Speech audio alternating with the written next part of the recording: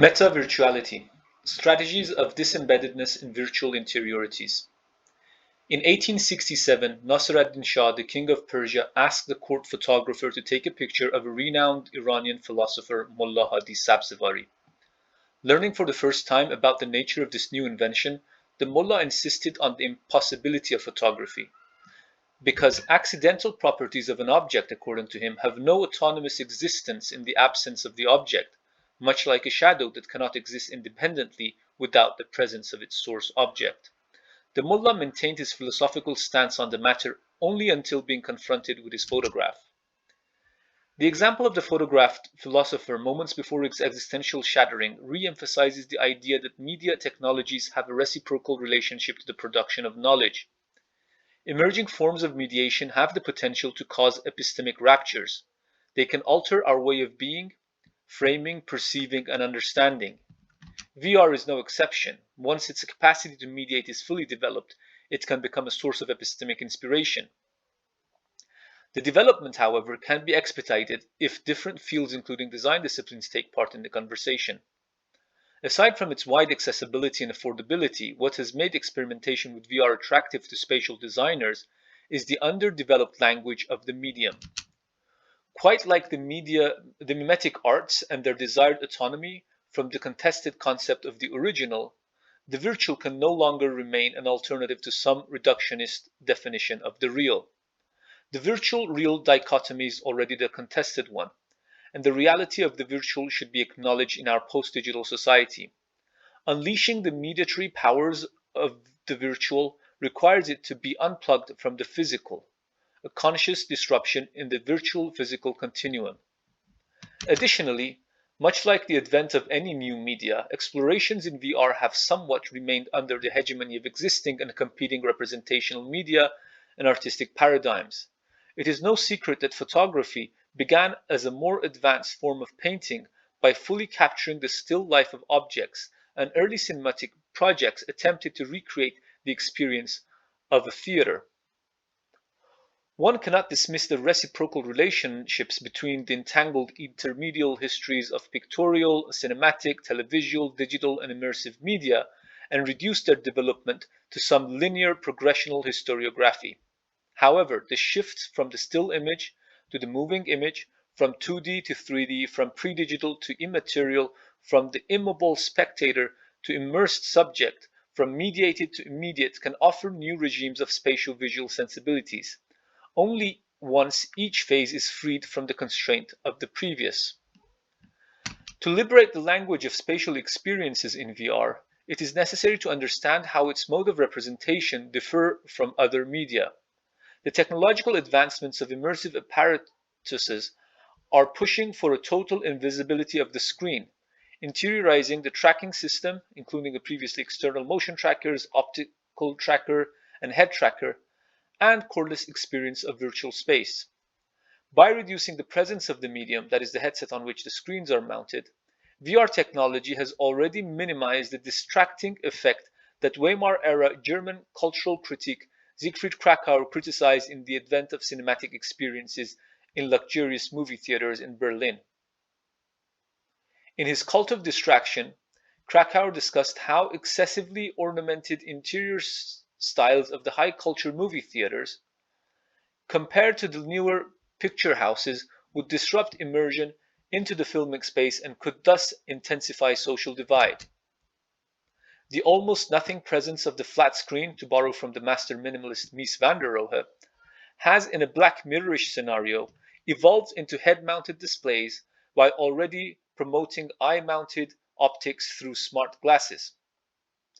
VR, in this sense, becomes a transitionless, immersive experience that aims to disrupt the hierarchical privileging of the authentic, the physical, and the real.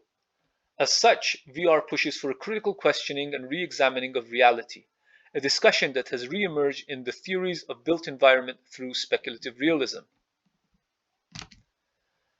The guiding myth, then inspiring the invention of virtual reality, is the accomplishment of that which dominated in a more or less vague fashion all the techniques of the mechanical reproduction of reality, a recreation of the world in its own image, an image unburdened by the freedom of interpretation of the artist.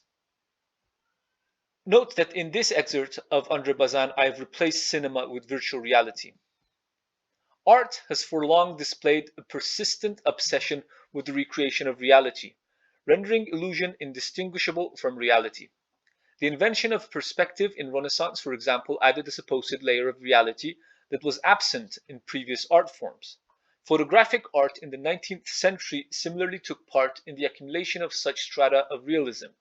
The addition of motion, sound, color, and three-dimensionality in the development of cinema similarly contributed to this never-ending quest to replicate and replace reality. But as media theorists J. David Balter and Richard Grusin testified, virtual reality has come closest to a human experience of artificial interiority that soon can become totally indistinguishable from reality. A desire that, as the media studies scholar Dennis Tortum shows, has been the intention of the pioneers of the technology. The intention of the pioneers of the technology is the same logic that French film critic and theorist Andre Bazin uses in his The Myth of Total Cinema to justify his advocacy for objective realism. In their imaginations, according to Bazin, the pioneers saw the cinema as a total and complete representation of reality. They saw in a trice the reconstruction of a perfect illusion of the outside world. These inventors, Bazin continues, conjure up nothing less than a total cinema that is to provide that complete illusion of life. The minimization of VR apparatus can thus be considered as a desire to achieve total virtuality or the perfect illusion of reality by forgetting the presence of the medium and thereby becoming ever more present in the reality of the objects of representation. The elimination of the modes of mediation in favor of an absolute subjective presence within the artistic space of the represented object is what Balter and Grusin call immediacy. As such, any disruption in the assumed invisibility of the medium disrupts the experience of immediacy and renders the realism of the experience as less convincing. Parallel to the histories of realism in arts, we see artistic experiments and movements that use the same means of realist representation to disrupt and thus reconceptualize reality. For Mannerists, for example, the deliberate distortion of perspectival principles of the Renaissance artist became a vehicle to depict alternative realities. Skewed fields of vision in Tintoretto's Last Supper, confusion of interior and exterior in Joseph in Egypt, disrupted proportions and scales in Madonna with the Long Neck, and shifted vanishing points in Christ driving the traders from the temple are all conscious attempts to dismantle the assumed realism of Renaissance painting. But breaking the realism of a depicted object does not necessarily disrupt the immediacy of the experience. Once audiences accept, for example, the unfamiliar logic of a magical realist novel, the dreamlike quality of a surrealist painting, or the imagined rationale for a sci-fi film, they can still immerse within the artistic experience. Disrupting the immediacy of the media is often with the intention of making an epistemological claim against deception and illusion. In such cases, strategies of unimmersion result from awareness about the media and making the audience/user conscious of the mediation. That is, they are in this sense meta. The meta virtual too disrupts the immersion of the user through strategies that bring the mediating role of VR technologies to the forefront. The German dramatist director Bertolt Brecht introduced the concept of Verfremdungseffekt, or distancing effect, as a means to detach the audience from becoming emotionally engaged in the play. Once an audience is liberated from identification with the play, a deeper intellectual involvement becomes possible. The aim of this technique, according to Brecht, was to make the spectator adopt an attitude of inquiry and criticism in his approach. Given the seamless apparatus involved in virtual reality, what would breaking the immediacy of the experience mean? One possible alienation strategy is revealing the medium, in this case the headset, in an attempt to prevent the user from dismissing its material properties. This strategy would be similar to architect Lino Bobardi's display of artwork in Museum of Art of Sao Paulo. Her exhibition design involved suspending hundreds of paintings on glass easels through which viewers felt the presence of the media, its flatness, and the previously hidden backs of the frames. But another approach of distanciation or alienation involves drawing attention to the medium, not through Krakauerian distraction, but rather through exposing the material existence of the medium via artistic measures. The success of the artwork, according to art critic Michael Fried, is not through the simple expose of its literal support, but in the unresolved contradictions it sets up between the literal objects and its depicted qualities. Attempts to assert the technical production of art by expressing the materiality of the canvas, giving visibility to stroke marks, expressively thickening the pigment, and literally flattening the subject can all be seen as measures to what critique Clement Greenberg considers medium-specific domains of painting. A work of art, according to Greenberg, must avoid dependence upon any order of experience not given in the most essentially constructed nature of its medium. This means, among other things, renouncing illusion and explicitness. It is based on the same logic that I ask in my VR studios, how can strategies of medium specificity keep the user conscious about the mediation involved in a virtual experience? One experiment involves emphasizing the pixelated ontology of virtual space by renders based on low quality row resolution and low color depth of the bitmap. This may especially be effective in VR since the environment is rendered while it is experienced. In other words, the virtual space exists only as it is experienced. The pixelation thus can be misunderstood as a form of glitching that nevertheless does not occur at the level of the medium, that is the hardware, but is rather materialized in the rendered virtual environment. By exposing the pixelated nature of the virtual space, the work seeks disillusionment from realities external to the VR environment. It thus offers alternative realities that are specific to the medium, but can there be realities that are exclusive to the constructed world of the VR? The human experience of reality is phenomenological and therefore highly dependent upon our perceptory senses.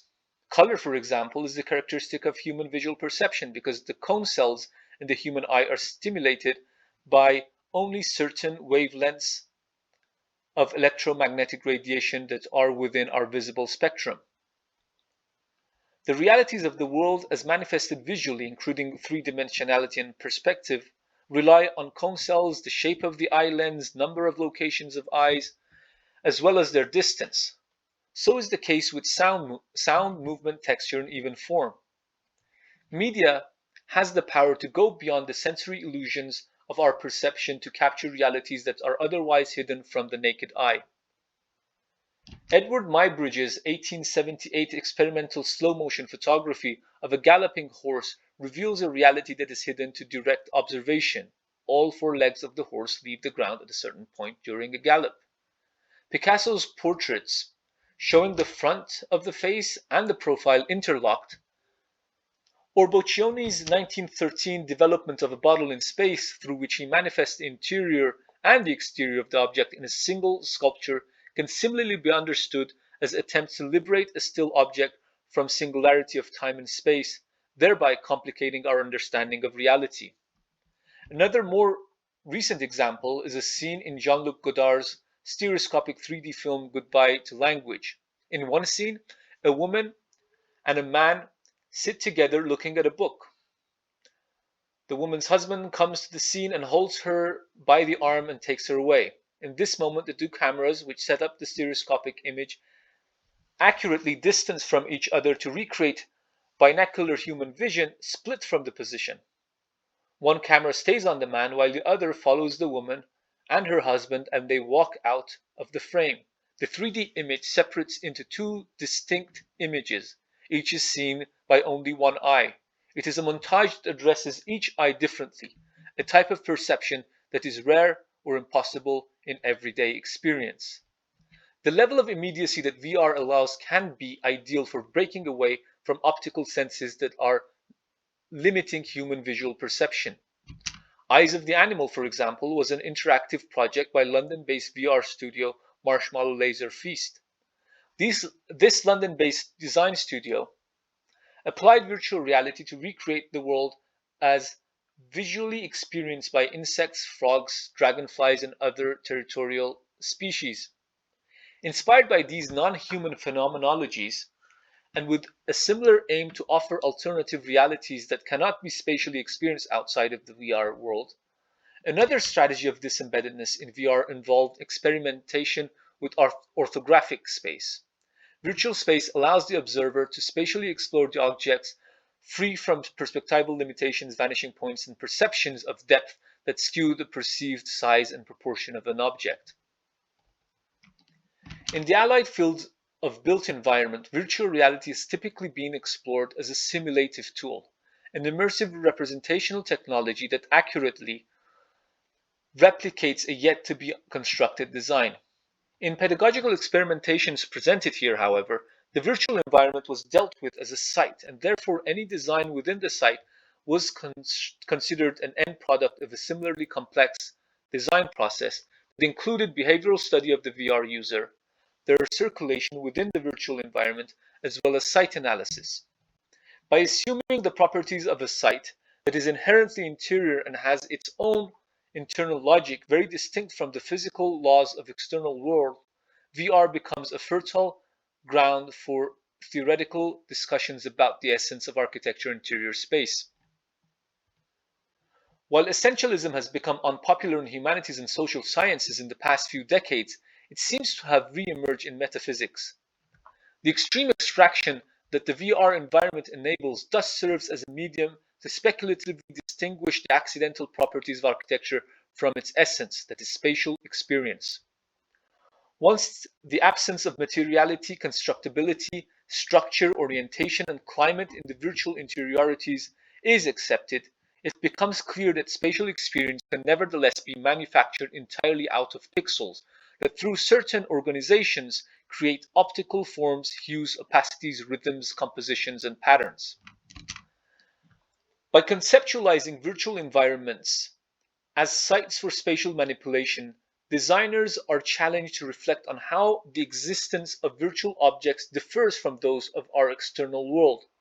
To exploit the opportunities that this framework provides, one project was built entirely from liquid spatial elements, orthographically positioned bodies of water on which the slight movement of the surface could be detected. Here function not as walls, ceilings, and floors, which fail to signify the experience, but as a container. Another case involved what I call gradient ontologies, existence between the assumed binaries of being and not being.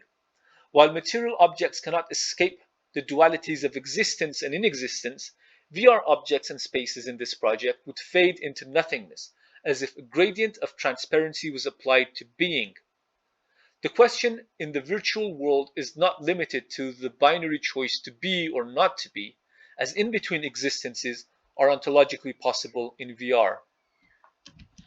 This kind of ontological playfulness similarly applies to the VR subject, one that is aware of its existence on the virtual world, but cannot remain partially invisible or assume alternative subjectivities. In the laboratory of virtual worlds, a subject in an essentializing experiment can witness that in the absence of a body image, her existence may very well be reduced to its experience. Clearly, the mental map of the virtual interiority produced by a subject with capabilities like fly-through and teleportation is based on a radically different image of the environment. A total work of art in the creation of virtual environments thus entails not just the design of the spatial object, but also redesigning the subject. Thank you.